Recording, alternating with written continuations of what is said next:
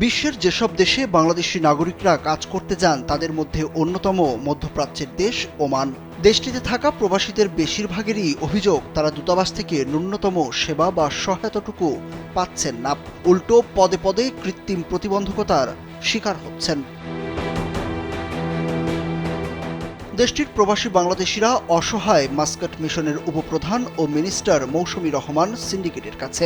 এই সিন্ডিকেটের দৌরাত্ম্যে প্রবাসীরা কাঙ্ক্ষিত কোনো সেবা পাচ্ছেন না। এর ফলে তারা রাষ্ট্রদূত সহ দূতাবাসের অসৎ কর্মকর্তাদের প্রত্যাহারের দাবি তুলেছেন।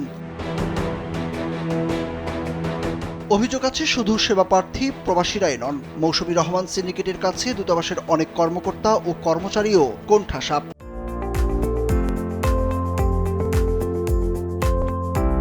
দলাদলি আর অভিযোগ পাল্টা অভিযোগ নিয়েই তাদের যত ব্যস্ততা। এর ফলে সেবা কার্যক্রম বিঘ্নিত হওয়ার অভিযোগ উঠেছে খোদ দূতাবাসের অভ্যন্তর থেকেই। এই সিন্ডিকেটের কথা মতো না চলার কারণে খালি শোকেস করতে আমাকে শোকেস বাস, এটা ছাড়া ওনারা কিছুই বুঝে না।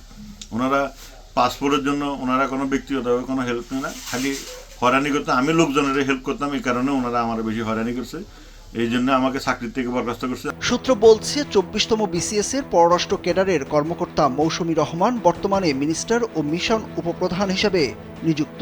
তিনি নিজেকে প্রকাশ্যে ছাত্রলীগ নেত্রী থাকার পরিচয় দিতেন। এই পরিচয়ে দলীয় প্রভাব খাটিয়ে দূতাবাসে আওয়ামী লীগের রাজনৈতিক আদর্শের কর্মকর্তা কর্মচারীদের নিয়ে গড়েছেন শক্তিশালী সিন্ডিকেট। মিশন উপপ্রধান মৌসুমী রহমানের এই সিন্ডিকেটে রাষ্ট্রদূতের ব্যক্তিগত কর্মকর্তা হুমায়ুন কবির, দূতাবাসের সেকেন্ড সেক্রেটারি থোয়িং সরাসরি জড়িত।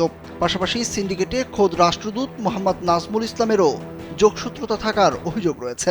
বাংলাদেশ এমবেসিতে দালালের বহু দূরত্বতা, মানে এখনো আসা যাওয়ার ভিতরে আছে। দ্বিতীয়ত, পাসপোর্ট সেকশনে 6 জন লোক নিয়োগ করার কথা ছিল, 6 জন লোক নিয়োগ না ওনারা দেয়নি, ওনারা বলছে দালাল নিয়োগ করতে হবে। দূতাবাস সূত্রে জানা গেছে আওয়ামী লীগ সরকারের সময় গড়ে ওঠা এই সিন্ডিকেট এখনও দূতাবাসে একচেটিয়ে প্রভাব খাটিয়ে যাচ্ছে। এই সিন্ডিকেটের বিরুদ্ধে আওয়ামী লীগ দলীয় নয় এমন কর্মকর্তা কর্মচারীদের বিভিন্ন অজুহাতে কোণঠাসা করে রাখা ও দূতাবাসের সেবা কার্যক্রম প্রদানে সহায়তা না করা, এমনকি বাধা প্রদান করার গুরুতর অভিযোগ রয়েছে। এদিকে এসব অভিযোগের বিষয়ে জানতে অভিযুক্তদের সঙ্গে যোগাযোগ করা হলেও কোনো সাড়া পাওয়া যায়নি। ডেস্ক রিপোর্ট, কালবেলা।